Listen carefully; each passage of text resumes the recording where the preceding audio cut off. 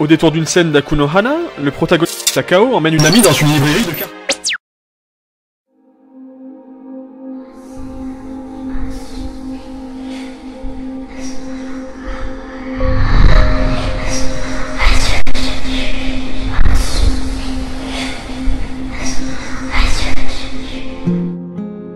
Au détour d'une scène d'Akuno Hana, le protagoniste Takao emmène une amie dans une librairie de quartier afin de lui offrir Les Fleurs du Mal de Charles Baudelaire, livre pour lequel il se passionne. Au gré de ses recherches, l'adolescent tombe sur un livre d'André Breton, à propos duquel il se permet une petite digression pour rappeler à son ami, et donc au lecteur, que le monsieur est à l'origine du surréalisme.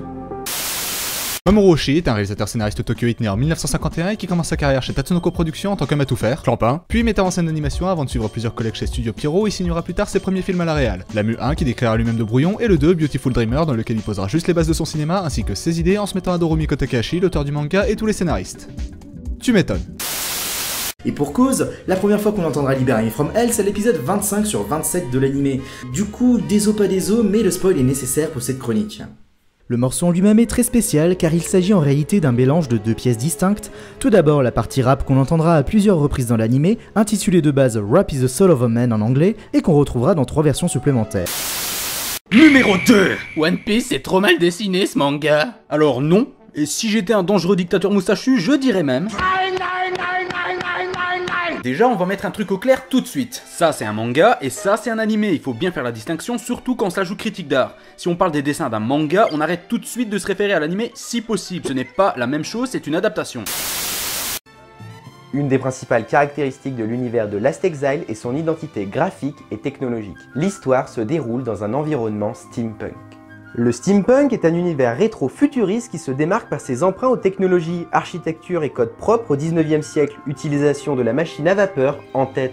Plus que de réutiliser des technologies ayant déjà existé, le steampunk présente des machines bien plus avancées, comme si on avait poussé les mécanismes à vapeur jusqu'à leur maximum, les rendant capables de prouesses surpassant parfois même nos capacités actuelles. Au travers des œuvres de Mitsuru Adachi, la page ne semble plus être un simple support. L'œil du lecteur explore et se perd, et chapitre après chapitre, il apprend à devenir de plus en plus prudent. Mais si le mangaka joue déjà avec le mouvement de notre œil, c'est aussi celui de ses personnages qui va démarquer son œuvre. Une grande partie des mangas dessinés par Adachi sont des mangas sportifs. Sans en faire son thème principal, il se sert du sujet pour faire évoluer ses personnages, et surtout leurs relations.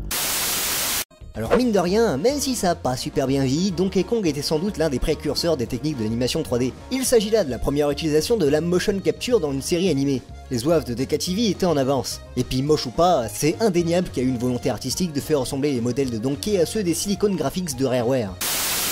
Prenez Yo pour commencer. C'est le protagoniste de l'histoire. C'est le héros d'un Neketsu de baston. Ce mec a le même job que Naruto, Izuku, Kenichi, Luffy et j'en passe. Et pourtant, il n'a aucun point commun avec eux. En général, quand on parle d'un héros de Neketsu de baston, on s'imagine un gars avec un rêve épique à réaliser, qui ne recule devant rien pour atteindre ses objectifs, lesquels lui permettent souvent de finir auréolé de gloire, même si c'est pas forcément le but premier de l'opération. Yo, lui, est sans doute le héros de Neketsu rêve le moins épique de l'histoire des héros de Neketsu. Honnêtement, très peu de choses sont réussies dans l'anime. L'univers est mal introduit, les personnages sont mal développés, l'histoire est ultra prévisible et surtout la double ambiance pue la loose. Cependant, si ces défauts sautent aux yeux quand on garde, comme je l'ai fait, un regard critique sur l'œuvre, il est vrai qu'ils n'en sont pas complètement dérangeants pour autant. Si bien que si vous êtes nouveau dans le monde de l'animation japonaise et que vous ne soyez donc pas encore habitué aux clichés du genre, ou alors que vous avez déjà un peu d'expérience dans le domaine mais que ces clichés ne vous dérangent pas, il reste alors tout à fait possible d'apprécier Bahamut. Numéro 3. Gantz. Alors qu'il attendait tranquillement son métro, Kei se le prend finalement en pleine face après avoir secouru un homme ivre tombé sur les rails. Mort sur le coup, il se retrouve pourtant dans un appartement vide face à une mystérieuse sphère noire et il sera alors chargé d'éliminer des créatures surpuissantes telles qu'un homme poireau avec de la morvonnée. C'est un manga culte de Hiroya Oku, le même qui a fait plus récemment Last Hero Inuyashiki. D'ailleurs, celui-là aussi va avoir droit à un film live. Et après un animé de 26 épisodes, c'est en 2011 que sortent les 2 films. Première chose qu'on constate, c'est que c'est bien fait. Les effets spéciaux sont assez spectaculaires, et ça fait vraiment plaisir de voir ça quand on compare à d'autres, comme Au hasard et SNK.